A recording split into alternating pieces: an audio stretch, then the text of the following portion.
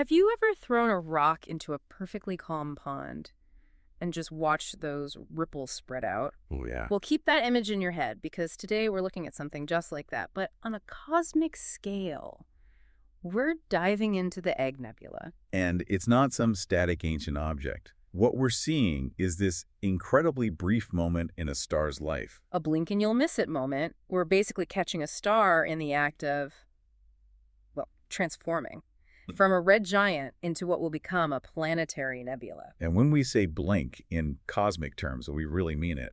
This whole phase might only last a few thousand years. Which is probably why the visuals are so striking. I was looking at the modern Hubble images, and, the name Egg Nebula just doesn't do it justice anymore. Not at all. That name came from old photographic plates in the 70s, where it just looked like a fuzzy little oval. A smudge, basically. Exactly. Yeah. But now we see this incredibly complex, what they call bipolar shape. It's kind of like it has a pinched waist. And that pinch is key, right? It's this thick, dark lane of dust of Taurus that's hiding the star at the center. That's the first big takeaway. We aren't actually seeing the star itself. I know. Not directly. It's an F5 supergiant, but it is completely shrouded. What we're seeing is its light escaping. Leaking out through the top and bottom. Yes, creating these two huge beams of light. It's like a lighthouse shining through a thick fog. These incredible cosmic searchlights out in the constellation Cygnus. But the thing that really gets me, and what all the papers focus on, aren't just the beams, it's the ripples. The concentric arcs. They look almost artificial. They really do. They're so perfectly spaced. And that tells us something critical. If this was just one big single explosion, you'd expect a chaotic mess of debris. Right. But these ordered shells mean the star is, for lack of a better word, sputtering. The term in the literature is thermal pulses, I think. That's the one. Every few hundred years, it throws off another shell of material. It's rhythmic. But, and this is where it gets really interesting, a single star shouldn't be able to create that kind of perfect geometry by itself. Which leads everyone to the binary theory. It's the strongest explanation we have. There's almost certainly a hidden companion star orbiting that dying giant. So its gravity is shaping everything. It's acting like a cosmic sculptor. As it orbits, its gravity carves out that dust lane and organizes the ejected material into those beautiful spiraling ripples. It brings order to the chaos. I love that. Gravity as an artist.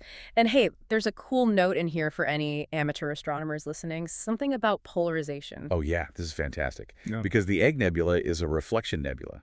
The light is bouncing off dust, not being emitted by the gas. It becomes polarized. How much so? About 40%, which is really high. It means if you have a decent backyard telescope and a simple polarizing filter, you can actually watch the nebula dim as you rotate the filter. Wow, you're literally filtering the scattered light from a star system thousands of light years away. That really connects these huge ideas to something real. Speaking of connecting complex systems to something useful, this feels like a good moment to mention Embersilk. It really does. If you're trying to figure out where AI can actually make a difference for you, whether that's training models, automation, or software development, they are the people to talk to. They help you cut through the noise and find the real signal. Exactly. You can check them out at embersilk.com for your AI needs.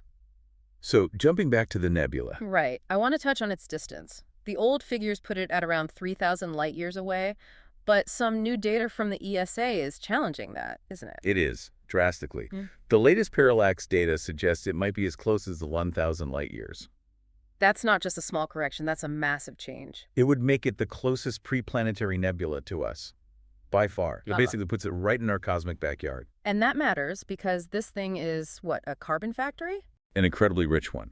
The analysis shows it is just pumping out huge amounts of carbon, creating dust and complex molecules. So it's literally seeding the space around it. That's the cosmic life cycle in action.